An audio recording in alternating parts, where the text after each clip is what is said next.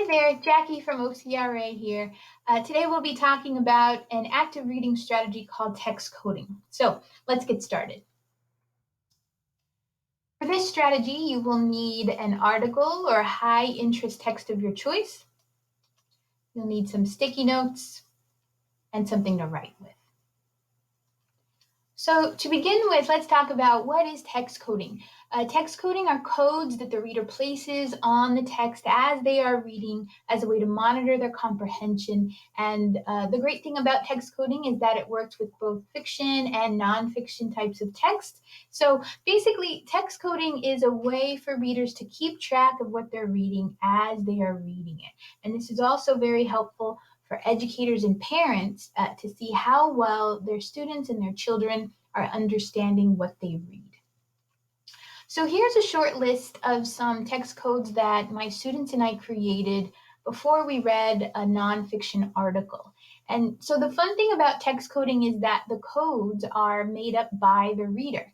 And so depending on how you naturally react to text, those are the codes that you would then create and use while you are reading text. And so before we read a nonfiction article in my class, we thought about what codes could we use to react to some of the things that we anticipate will be in this article. So we thought about the information might be new and interesting. We thought about there would probably be quite a bit of vocabulary.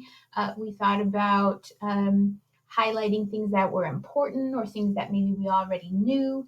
And then one text code that I always encourage my students to use is the question mark, so that I can see how many times they got stuck in the text and so that they can monitor maybe how difficult the text was based on the amount of questions and question marks that they had on the text. If we take a look at text codes for fictional text, these are a couple that I just made up. And once again, the codes are made up entirely by the reader, which makes them very personal and it makes them very authentic reactions to what they are reading. And so when I think of how I interact with fictional text, I often connect to the characters. I agree and disagree with what the characters are saying. I often have reactions like, wow, or that's funny, or I love this part. And then I definitely also note when I had questions about the text so that maybe I can engage in a discussion with another reader after I'm done reading. So let's take a look at what codes look like in action. So first, on the left side of your screen, you see an article labeled A. And so typically this is what I see students do to monitor their comprehension. They are highlighting words, but it's hard for me as an educator to see what exactly they understood and maybe why it is that they highlighted those particular words or phrases. But if we take a look at the article on the right hand side, labeled B, we see this reader use text codes.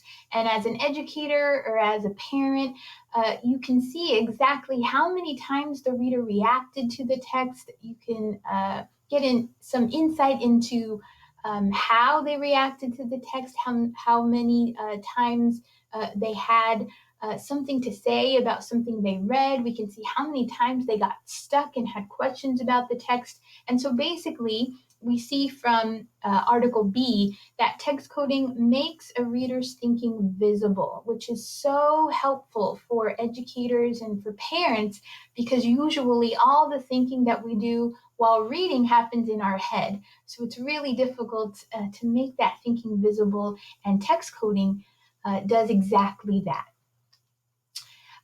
So here's a piece from Kate DiCamillo from her book, The Tiger Rising. And if we take a look at this reader's text codes, we see that they interacted with this page quite a bit.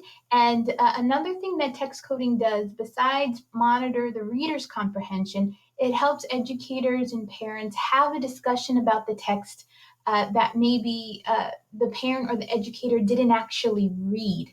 So let's say we didn't read this page, we could still have a discussion with this reader and see how much of the text they actually understood. I could ask questions like, I noticed at the beginning you put a heart. What made you react that way? What part of the text made you say, I love this part? Or down below, I noticed you had a personal connection. Tell me about that connection. How did you connect to the character in that part? Or the last code, it looks like they had a question about vocabulary. So I could ask the reader, so tell me what vocabulary word down at the bottom was tricky for you. Let's talk about it. And so text coding, once again, helps to encourage the reader to talk about their understanding of the text, and it gives educators and parents insight into how much of the text the reader actually comprehended. Something I like to do with my class when they read independently, after they read, I like to ask them to pair up and talk about their text codes. Oftentimes, my students are reluctant to discuss about the text that they read because they don't necessarily know what to say about the text. And so, text codes offer them plenty to say. It gives them something meaningful to discuss. It's their reactions to the text, it's their questions about the text. And so when I ask them to discuss with a partner, it's more so discuss your text codes rather than talk about what you read. So when they discuss their text codes, they talk about the reactions they made, they talked about the actual codes they made. And I even asked them to think about while you were reading, did you invent any new codes that we don't already have on our list? And so text codes gives readers some confidence to know what to say in a reading discussion. So it's a great way to begin an informal discussion of text. So to review, text coding helps readers stay actively engaged in both fiction and nonfiction text. It allows them to record their thinking as they are thinking it, so that after they are done reading, they have a page of text codes that they can discuss with a partner, with an educator, with a parent for an after reading discussion. And overall, text coding ensures that readers are reading with a high level of comprehension, which is always the goal of reading. So text coding, this strategy came from Content Area Literacy. This is a great resource for other reading-based instruction and strategies, so you can check that out if you're interested.